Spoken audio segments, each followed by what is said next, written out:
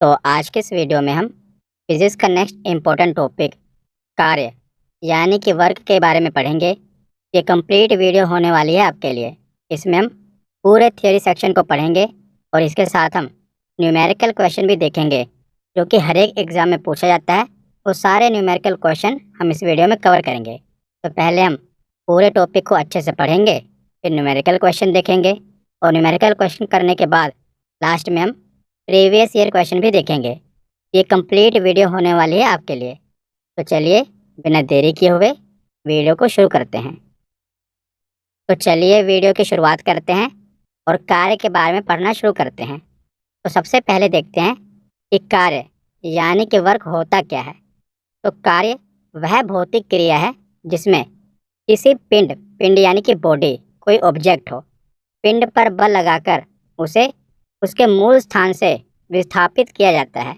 और इस प्रकार जो कार्य होते हैं ये दो आवश्यक तत्वों पर निर्भर होते हैं। तो कार्य कौन से दो तत्वों पर निर्भर होते हैं, इसे हम कहेंगे ये कार्य किया गया है। तो इसमें पहला तत्व है कि पिंड पर आरोपित बाहरी बल यानी कि जो एक्सटर्नल फोर्स अप्लाई किया जाता है किसी भी ऑब्जेक्ट पर। पहला तो ये हो गया।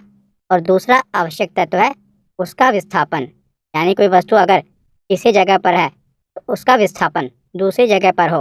अगर कोई वस्तु है उस पर हम बाहरी बल लगा रहे हैं, पहले तो ये आवश्यक है कि उस पर बाहरी बल लगे और उसके बाद क्या है कि उस वस्तु का विस्थापन हो।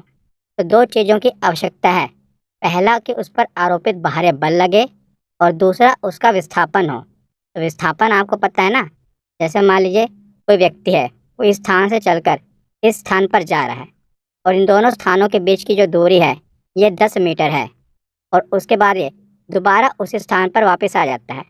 उस व्यक्ति ने कितने मीटर की दूरी तय की? उस व्यक्ति ने 20 मीटर की दूरी तय की। कैसे? 10 मीटर वो गया और 10 मीटर वो वापस आया। तो टोटल इसने 20 मीटर की दूरी तय की गई है। लेकिन अगर पूछा जाए कि इसने विस्थापन कितना किया, तो इसने विस्थापन 0 मीटर, क्योंकि ये व्यक्ति जहाँ से चला था वहीं वापस आ गया। तो इसने 0 मीटर विस्थापन तय किया है। तो विस्थापन क्या होता है? तो दो बिंदुओं के बीच की जो सबसे छोटी दूरी होती है ना, वो विस्थापन होती है। जैसे मान लीजिए आप यहाँ से यहाँ पर आपको जाना है और आप ऐसे घूम घुमा कर जा रहे हैं, तो आप दूरी तो तय कर रहे हैं, लेकिन जो विस्थापन होगा वो सबसे न्यूनतम दूरी होगी, सीधा डायरेक्ट। तो सबसे न्यूनतम दूरी को ही विस्थापन कहा जाता है। और विस्थापन शून्य हो सकता है लेकिन दूरी कभी शून्य नहीं हो सकती। तो कार्य क्या होगा? कार्य के लिए पहला तो जो आवश्यक तत्व है, इस पर बाहरी बल लगाना होगा और दूसरा आवश्यक तत्व है कि वस्तु का विस्थापन होना जरूरी है। अगर वस्तु विस्थापित नहीं हो रही है, एक ही जगह पर है, तो वो कार्य नहीं माना जाएगा। मान लीजिए कोई दीवार है और आप दीवार पर धक्का लगा रहे हैं, आप उस पर बल तो लगा रहे हैं, लेकिन जो दीवार है अगर वो अपनी जगह से खिसक नहीं रही है तो क्या होगा? ये कार्य नहीं माना जाएगा। इन दोनों चीज़ों का होना जरूरी है, मतलब कि बाहरी बल भी लगना जरूरी है और उसका विस्थापन होना भी जरूरी है, तभी उसे कार्य कहा जाएगा। इसके बाद आगे देखते हैं कार्य की गणना, यानी कि कैलकुलेशन ऑफ वर्क। कार्य की गणना कैसे की जाएगी?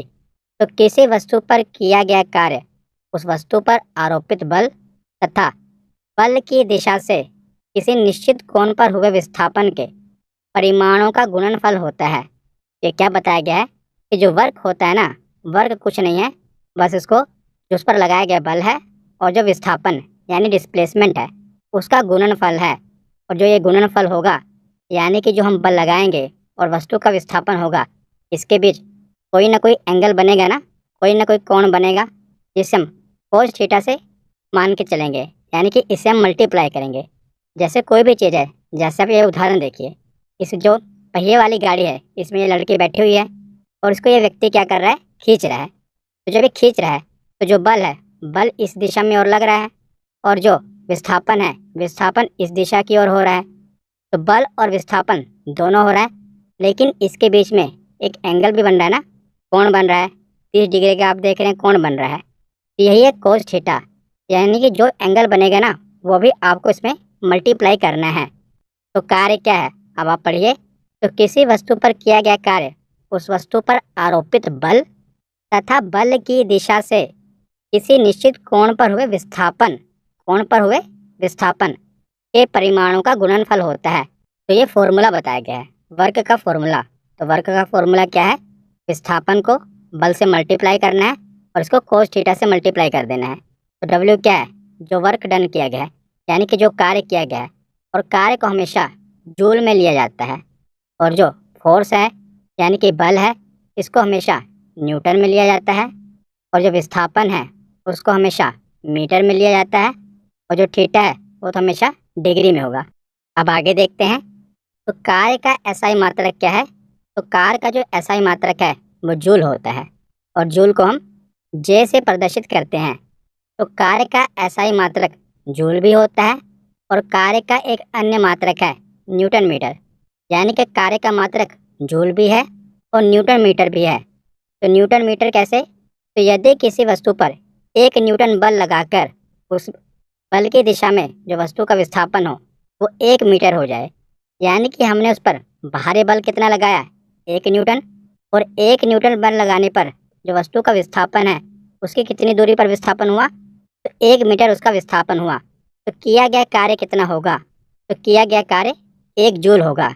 इसीलिए हम कार्य का अन्य मात्रक न्यूटन मीटर को भी मानते हैं कि 1 न्यूटन बल लगाने पर जो उसकी दिशा में परिवर्तन हुआ, वस्तु का विस्थापन हुआ, वो 1 मीटर हुआ। तो किया गया कार्य 1 जूल होगा। और सीजीएस प्रणाली में जो कार्य का मात्रक होता है ना, वो अर्घ होता है। तो कार्य का मात्रक अगर आपसे पूछ ले जाए कि बताइए निम्नलिखित में से कौन सा कार्य का मात्रक है? जूल, न्यूटन मीटर और अर्घ। तो उपरोक्त में ये सभी ऑप्शन सही होंगे, यानी जूल भी सही है, न्यूटन मीटर भी सही है और अर्घ भी सही है। तो 1 जूल बराबर 10 की पावर 7 अर्घ होता है। ऐसे मान के चलिए कि 1 जूल बराबर 1 करोड़ अर्घ होंगे। अगर 1 जूल की हमें बराबरी करनी है तो कितने करोड़ लेने पड़ेंगे? 1 करोड़ अर्घ लेने पड़ेंगे। तो 1 करोड़ को ही 10 की पावर 7 कहते हैं। तो 1 जूल बराबर 1 करोड़ अर्घ, जिसको हम शॉर्ट में लिख देते हैं 10 की पावर 7 अर्घ। और जो अर्घ होता है ये छोटा होता है। तो 1 अर्घ बराबर 10 की पावर -7 जूल होता है।